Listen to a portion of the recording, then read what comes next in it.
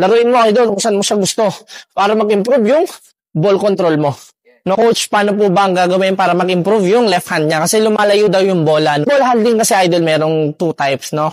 Ball manipulation, tsaka at the same time, ball control. Yung ball manipulation, idol, yung mamamanipulate mo yung bola, kung saan mo siya gusto papuntahin. Yung ball control naman, yung makokontrol mo, yung bola, kahit saan siya mapunta, no? So, two types, no? So, yung problema mo, ball control. Ito yung tip ko sa'yo para mag-improve yung ball control mo. So, yung first drill naman natin, yan, ball control dribble. After naman neto is ball control pa rin, pero this time, cross dalawa. Cross.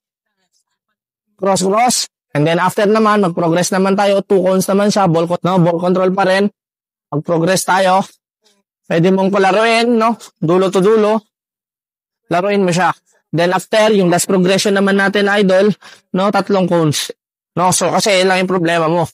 No? Pwede mo yung laruin, idol, dulo, dito. Laruin mo, idol, kung saan mo siya gusto. Para mag-improve yung ball control mo. No? Gawin mo to for 1 minute. 3 sets, 2 sets lahat. Ginawa mo yung drill na yan, di mo mapapansin, nag-improve na yung ball control mo.